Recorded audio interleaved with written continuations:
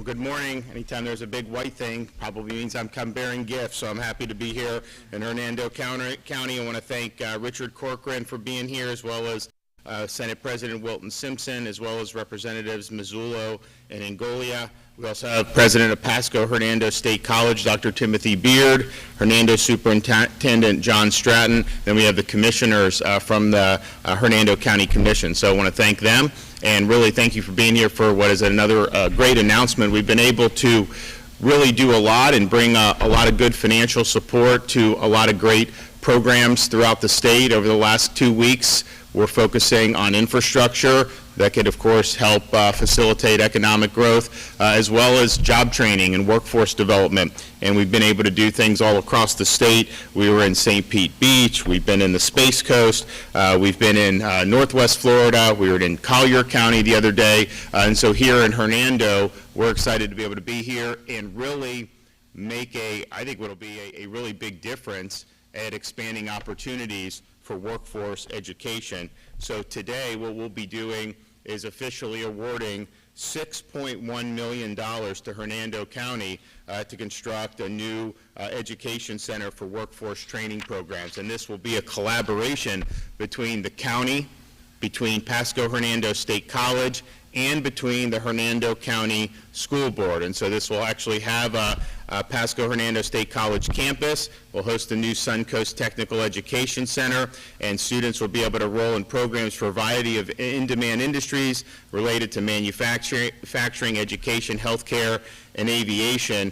These are really, really significant opportunities that can really provide young people with really great job prospects. And if you look at what you can do, particularly in this aviation, one of the reasons we're here is these folks that are involved in that, they're making really, really good income right off the bat if they have those skills. So these are really high demand skills, and if we can provide the foundation, if we can provide tools for folks to be able to develop those, we're going to have an awful lot of opportunities for an awful lot of students. But in reality, it really helps the state beyond that, because the more and more people see that we're committed to that, this is more and more likely to be a place where they're going to want to do some of these key things because they know they have the workforce that's going to be able to support it. So today's announcement means over the last couple weeks we've invested nearly $15 million from the Governor's Job Growth Grant Fund to support workforce education in the state of Florida, and that's in addition to a lot of the other programs that we do and have been doing since I've been governor. And this is building off a lot of the success we've had. When we came in 2019, our goal was to make Florida #1 in workforce education by the year 2030.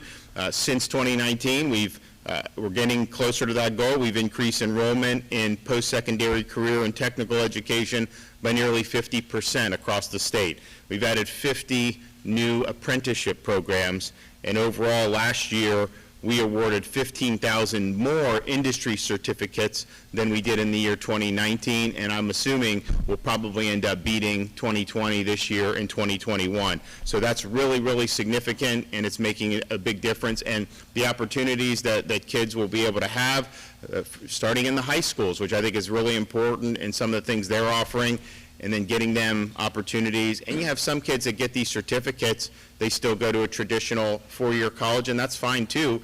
We just want people to be able to have as many opportunities as possible. So we continue to add private sector job growth here in the state of Florida.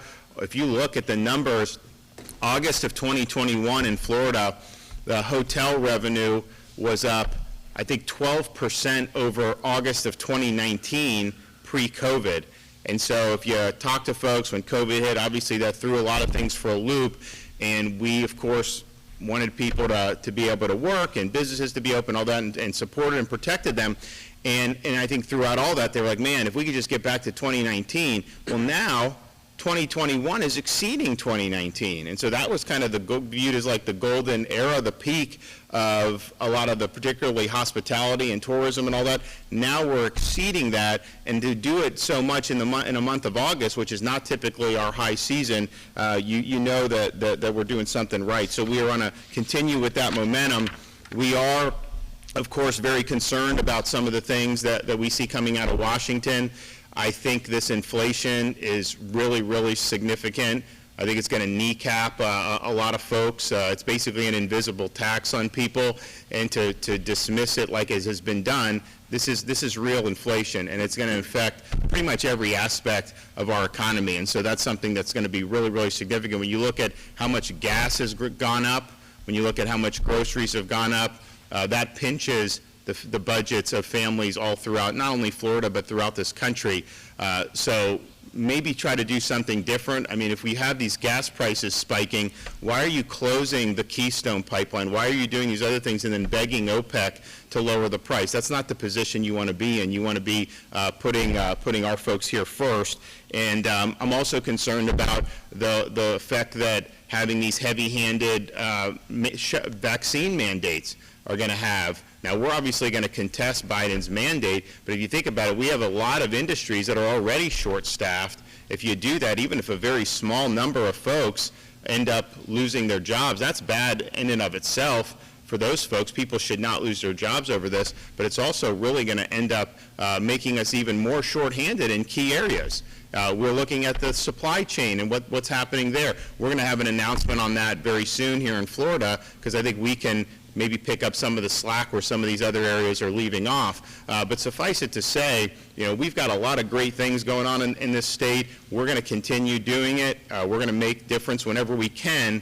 But we also have to recognize some of the things that's happening on a national level is really, really concerning, and it really does, I think, commend maybe doing things a little bit different. So hopefully they'll get the picture and try to come in and help folks out. All right, we're going to have Richard Corcoran, and then we're going to hear from Dr. Tim Beard, and then we'll hear from Senator Simpson. I can do the check first, Governor. Oh, yeah, actually, it's the best part.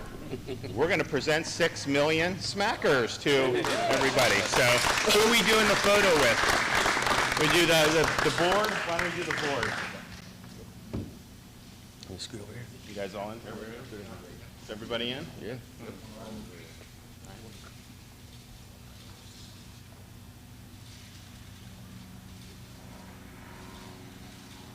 All right, congratulations. Thank you. Yep. Thank you. All right. Thank you, Governor. I just want to say it wasn't too long ago we created the Job Growth Grant Fund, and it was exactly for this type of purpose, is the governor ought to have a fund where he can make immediate and quick and nimble investments in infrastructure and education. And those investments are something that benefit the entire community, the entire society, all citizens. And this is a perfect example.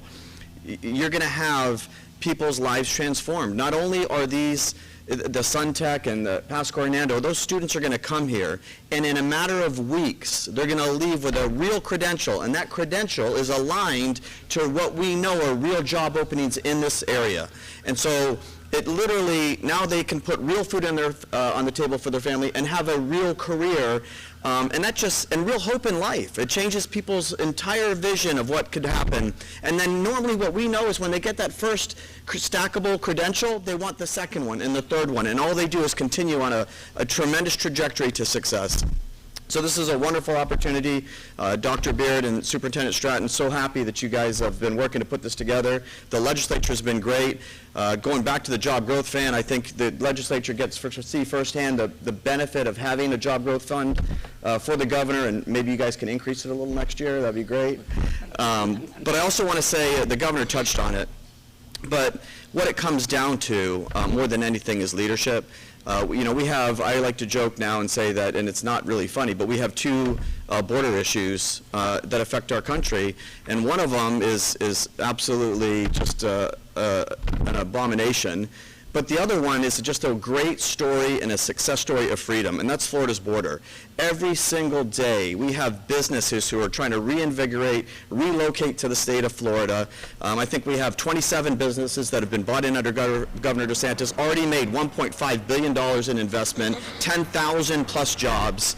In addition to that, we have people pouring into our state every day for freedom. They want the opportunity to come to a SunTech and a Pasco Hernando, earn a real credential, get the face-to-face instruction. They want their children to be able to come to schools and get real face-to-face academic instruction. And so I will tell you guys both, do not be surprised that when this opens in short order, you're going to see a lot of California, New Jersey, New York, and Illinois license plates in that parking lot. And that's a good thing. But it all comes down to one thing. It comes down to Governor DeSantis' leadership. Leadership is everything.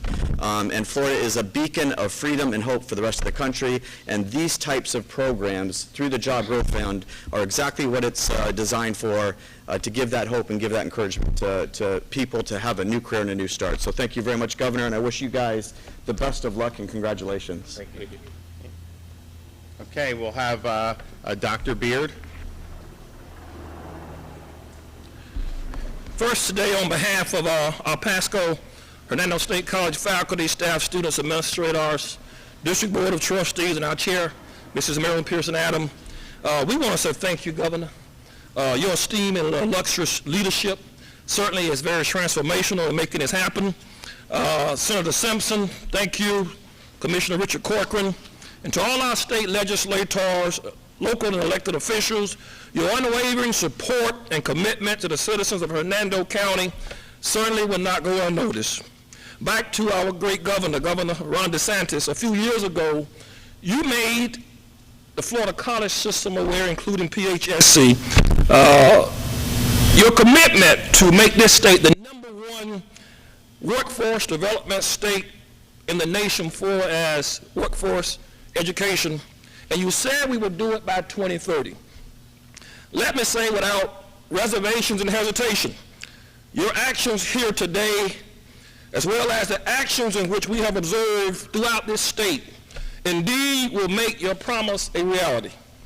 I am willing to say, given the commitment we have seen from our governor, our Commissioner of Education, our local legislative delegation, and the legislature, I think we ought to move this 2030 up to 2025.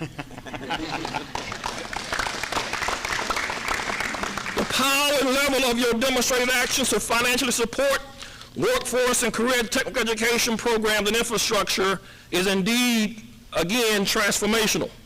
The funding that is being provided here today by your office will build and further support and fulfill the dreams of the citizens, but more importantly, our students here in Hernando County.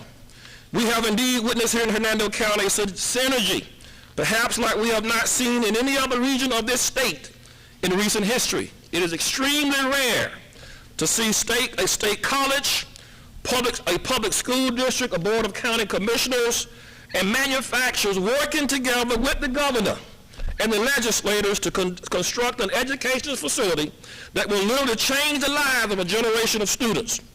The Citizens Center for Success will be located directly behind us. Across the street from this location will house the Pasco Hernando State College Corporate College, Hernando County School System Suncoast Technical Education Center, and the Hernando County Commission Government Building. With this financial assistance you're providing us with today, Mr. Governor, you indeed put a stamp on the letter with a message in it that says that in Hernando County, education is still the most powerful weapon we have to change our world. Thank you, Mr. Governor. Thank you. Okay, Senator Simpson. I just would like to thank the governor for being here today to highlight what's happening in Hernando County.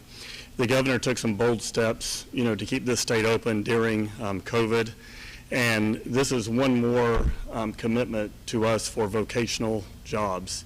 You don't have to have a 4-year degree to make $38 an hour, $48 an hour.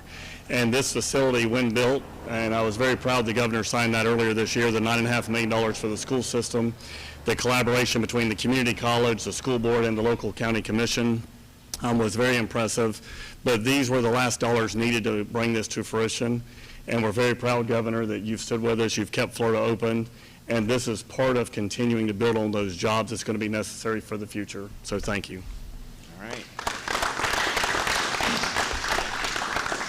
In both Pasco and Hernando counties have done pretty well in the last several years because You have Senator Simpson, so, and look, we're happy to do it because we're really bullish on this part of the state, and we know that you have, as Dr. Beard said, great collaboration, and that really makes a big difference. And I particularly am glad that the school system is involved, because I think you need to start, providing this type of education and opportunities when the students are still in high school. I don't think you wait until they get out. So we're going to have those opportunities. You're going to be working it in seamlessly with Pasco Hernando State College, and then all the manufacturers and all the different businesses in the area are going to know that this is something that they can rely on to be able to hire